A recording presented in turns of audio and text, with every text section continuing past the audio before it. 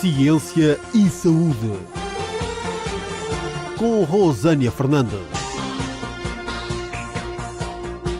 Muito boa tarde a todos. Estamos de volta com mais um programa Ciência e Saúde. O programa Ciência e Saúde de hoje traz como convidada a Associação de Síndrome de Angelman de Portugal, os Angel, representada aqui pelo presidente e membro Manuel Costa Duarte. Muito boa tarde. Boa tarde. Então, apresente-nos aqui a fundação, não é? A associação, como é que foi fundada, como é que descobriu a doença, como é que está sendo desenvolvida em Portugal. Então, começar pelo princípio. A associação foi criada por um grupo de pais e para pais. Portanto, fundou-se, eu creio que há 6 anos, e temos 3 pilares de atuação muito bem definidos e dos quais temos mantido ao longo dos anos. Em primeiro lugar, e a principal função da associação é servir de porto de abrigo e de ponto de convergência para os pais que tenham filhos com síndrome de Angelman. O que é que isto faz? Em primeiro lugar, pais que recebam o diagnóstico, portanto, pode ser um momento muito difícil e em que andem meio perdidos, têm aqui um ponto onde encontram pessoas que já passaram pelo mesmo, que os podem encaminhar e ajudar numa altura particularmente complicada. O segundo ponto é em atividades como esta, que é promover a divulgação do que é o síndrome de Angelman junto da comunidade civil e também junto da comunidade médica, porque às vezes também há algum desconhecimento aí nessa parte. E o terceiro é apoiar a investigação científica, no sentido de encontrar eventualmente uma cura ou terapias que ajudem o dia-a-dia. Essa é a função da associação. Estes são os 3 pontos de atuação da associação. Associação. Pode nos dizer agora alguns sintomas da síndrome, sendo uma doença rara, se é fácil detetável logo de início, quando nasce o bebê? Não é de fácil detecção logo no início, não há assim um diagnóstico evidente. É com o tempo que se vai percebendo que há ali qualquer coisa que não está a correr bem. Portanto, normalmente, por volta dos 2 anos e meio, os sinais já começam a ser muito evidentes e, portanto, aí já se despistou uma série de coisas interessantes e, portanto, começa-se à procura destas coisas mais raras. Caracteriza-se, sobretudo, por um atraso severo no desenvolvimento, a ausência de linguagem, dificuldades motoras, problemas de sono e muitas vezes também têm convulsões, episódios de convulsões. Esse problema de sono pode especificar melhor? É dormir mal, não dormem. Mas tem o quê? Tem ataque de pânico? Não. Tem não dormem. Nervosos? Não, acordados. Despertos a noite toda? Sim. Tem um sono muito, muito irregular e essa parte é particularmente dura ali para os pais, porque passam muito, muito tempo acordado. Não se sabe exatamente, mas a necessidade de sono é curta. É muito pouca. Portanto, podem passar muitas horas acordados. Mas depois trocam pelo dia? Vão dormir durante o dia? Também não? Não. E também as convulsões que disse, não é? Um dos sintomas também são as convulsões. Em cerca de 80% dos casos têm episódios de convulsões que podem e devem ser controlados por medicação. Normalmente a medicação de convulsões tem que se ir ajustando, não é ao longo do tempo, não é uma coisa estável.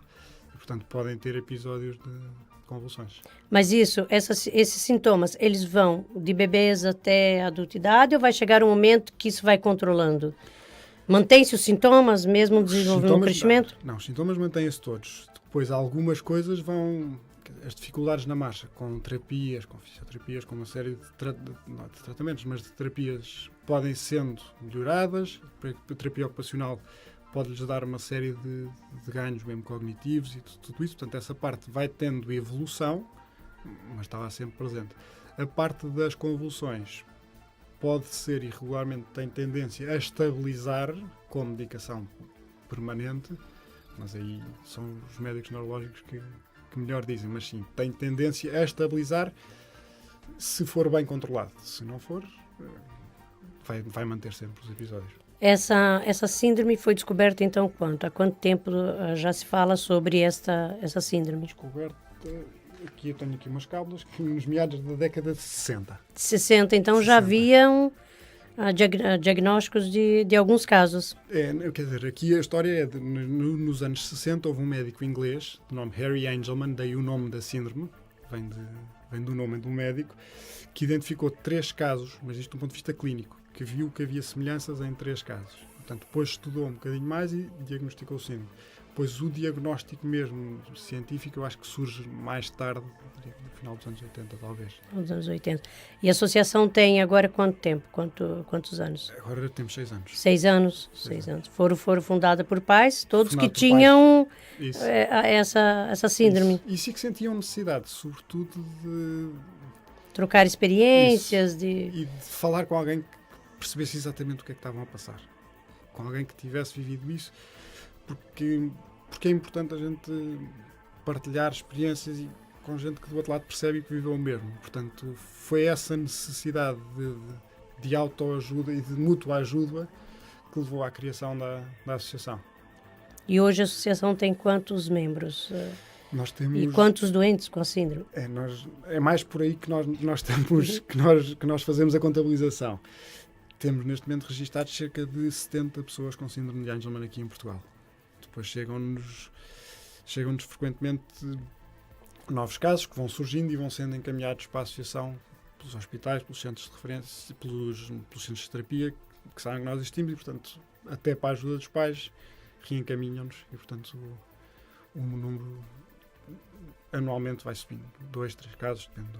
Então vocês dão apoio aos pais e também estão sempre em contato para ver o que os cientistas têm para trazer de novo, na esperança de que haja mais à frente uma cura ou qualquer coisa nesse sentido. Sim. O que há hoje que ameniza a situação até o dia de hoje? Que amenize, quer dizer, a nível de tem que ser compartimentalizado, ou seja, a nível das convulsões, medicação. Não há hipótese. Quer dizer, depende do caso. Há casos em que não precisam de medicação porque para já está estável e porque tiveram medicação durante o tempo. Portanto, aí um neurologista melhor do que eu lhe saberá explicar o que é, mas para essa área em concreto não há milagres, não é? Portanto, é de medicação. Para a parte motora de desenvolvimento cognitivo e tudo isso são terapias. Seja hidroterapia, hipoterapia, fisioterapia, terapia da fala, portanto há ali uma série de ganhos que são conseguidos a partir daí. E depois há uma terceira parte mais fora do nosso poder, que é a investigação científica pura e dura, que está à busca de uma cura, da eventual cura. E, portanto, aí há uma série de coisas promissoras, mas também aí temos que conseguir passar aos pais a noção de que é difícil reverter algumas coisas. Ou seja, a comparação que eu consigo explicar melhor é se nós compararmos com as pessoas que são surdas.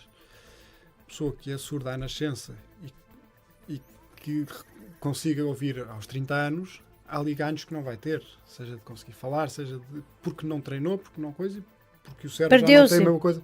Portanto, até pode estar tecnicamente curado porque já houve, mas não consegue de um dia para o outro recuperar tudo. Neste caso, mesmo que seja encontrada uma cura, não é garantido que no dia a seguir ou que nos anos seguintes o miúdo entre para a faculdade ou que consiga ter uma vida autónoma. Sim, portanto, para os que estão para trás. Para os que já cá estão. Mas para os que virão, aí sim. Aí sim já há uma luz no fim do túnel. Aí sim, na eventualidade de um dia encontrarem a cura. Sim, portanto, sim. Que os estudos, há uma série de ensaios e essa parte é engraçado a perceber que mesmo sendo uma coisa curta, mundialmente há uma série de gente a trabalhar nesta, e cá em Portugal também já há investigadores a trabalhar nesta área, mas que enquanto médicos e enquanto investigadores nós percebemos do contacto com eles que é uma coisa muito desafiante e muito gira porque é possível, porque eles nos dizem que é possível. Enquanto pais é uma ansiedade muito grande porque o tempo deles não é o nosso. Quer dizer, eles dizem, agora conseguimos isto que é ótimo, então mas qual é a aplicação da prática disso? Isso agora logo se vê, agora temos que esperar. Portanto, tudo isto demora anos e anos de investigação, é uma coisa que eu percebo que seja muito desafiante para quem está a trabalhar, para quem está do outro lado é de ansiedade muito grande, para ter que haver aqui um jogo de equilíbrios entre o que é a nossa expectativa e a realidade do tempo da investigação científica. Essa doença, essa síndrome, ela é genética? Sim, hereditária, não? É a genética, essa parte sim é a genética, tem diferentes componentes e diferentes mecanismos e apenas em 5% dos casos, portanto, convém explicar que é uma doença de tal maneira rara que 5% de uma coisa muito rara é muito, muito raro, é que é hereditário. De qualquer maneira, todos os familiares que têm um filho com síndrome de Angelman são aconselhados a fazer o teste para saber se o caso deles é hereditário ou não, e a partir daí poderem tomar as decisões relativamente a futuros filhos que queiram ou não ter. Portanto, tem só a ver. Portanto, eu não posso dizer que não é hereditária, mas é uma porção muito pequenina de uma coisa já muito rara. E dentro aqui dos sintomas, além das convulsões, o dia a dia dos pais com essas crianças, tirando a noite de sono que perde, não é? Então, perdeu a noite de sono, mas durante o dia, quais são os desafios que os pais têm que estar atentos com essas crianças até serem adultos, não é? Uma vez que não tem cura até o momento, não é? São os desafios, eu diria, normais, se bem que é uma coisa normal aqui, de uma pessoa que precisa de cuidados constantes, ou seja, que de maneira nenhuma que é autónoma para viver sozinho ou para estar independente. Alguns conseguem alimentar-se sozinhos, mas quando digo alimentar-se é o ponto de levar as comidas à boca, não é o de pôr a aquecer ou de fazer sequer no micro-ondas. Portanto, estamos a falar são os cuidados que têm que ter com o acompanhamento de uma pessoa totalmente dependente. Então, essa síndrome deixa a criança, a pessoa, totalmente dependente mesmo dos pais. Dos pais ou de um cuidador. De um cuidador, sim. Desse ponto de vista da autonomia, sim. Depois há diferentes ganhos de autonomia, mas estão integrados depois em adultos, estão integrados em centros de dia, em coisas onde podem ativamente fazer coisas que não precisam de estar despejados a um canto sem fazer nada o dia inteiro, conseguem contribuir e ter coisas para fazer. Sim, que é o que a associação também anda, não é? Tentar investir de que seja aproveitado, apesar de ser, não é, uma doença, mas que aproveite-se as características positivas dessas crianças, desses adultos, para que tenha alguma produção, não é? Mais à frente. É fácil, enquanto pais, nós vermos as qualidades dos nossos filhos. Com certeza. E o bom que eles têm, e o bom que eles trazem. É mais difícil para uma pessoa de fora, que vê uma pessoa com uma incapacidade muito grande, reconhecer alguma coisa para além da incapacidade. E, portanto, o que nós tentamos, não só enquanto pais, mas enquanto associação, é também dizer isso. Olha, atenção, que apesar de todas as incapacidades, está aqui uma pessoa que tem muito a dar. E, portanto, vamos explorar esse lado. Vamos olhar para eles e ver o que é que eles podem contribuir. Portanto, é mais por aí que nós... Essa visão que nós tentamos passar. As crianças e pessoas que têm essa síndrome, elas têm uma característica que é sorrir muito, não é? Isso deve ser bastante, como é que se diz? Reconfortante, não é? Com todos aqueles desafios, o pai e a mãe sem dormir, o cuidador, e de repente olha para aquela criança que está a sorrir. Isso deve ser profundo, não é? Temos que distinguir o que é o sorriso de satisfação e depois há um sorriso que não é tão bom, que é o de reação, seja ao medo, seja ao à sim, dor, então seja a qualquer coisa, característica. portanto, também sai como gargalhada, mas são naturalmente umas crianças e adultos muito alegres e muito afetuosos e é engraçado por esse aspecto. Do ponto de vista do que é que eles podem contribuir, eu não sei quantas pessoas provocam tantos sorrisos à volta. Porque se nós temos uma pessoa que olha para nós e faz um ar de genuíno contentamento e de alegria, não somos recebidos assim por mais ninguém. E, portanto, só isso é gratificante. É gratificante e mais do que isso, é educativo. Ensina-nos que, de facto, não nos custa nada. Sorrir e pode trazer bem ao mundo. Portanto, faz falta mais pessoas que sorriam assim genuinamente para outros. Sem pedir nada em troca, não é? Para fecharmos aqui a entrevista, que já estamos aqui com o nosso tempo esgotado, diga-nos o que a associação pode deixar de mensagens aos ouvintes aqui da Rádio Horizonte FM e o que a população pode ajudar a associação. Como mensagem, eu acho que a principal é esta. Olhem para os anjos, como nós chamamos, ou para qualquer pessoa com deficiência, não como um caso de caridade, de como é que eu posso ajudar, mas o que é que eu posso tirar dali? Ou seja, o que é que eu posso aprender? Ajudem-nos a pô-los a contribuir para o mundo. Porque nós sabemos que eles têm como contribuir, é mais desafiante e, portanto, aí precisamos de mais ajuda. Portanto, esta é a mensagem e, ao mesmo tempo, o pedido de ajuda de como é que as pessoas podem contribuir para a associação. Agradecemos, então, aqui a presença da Associação Angel, ou Associação de Síndrome de Angelman de Portugal, representada aqui pelo Manuel Costa Duarte. Muito obrigada pela sua presença. Muito obrigado.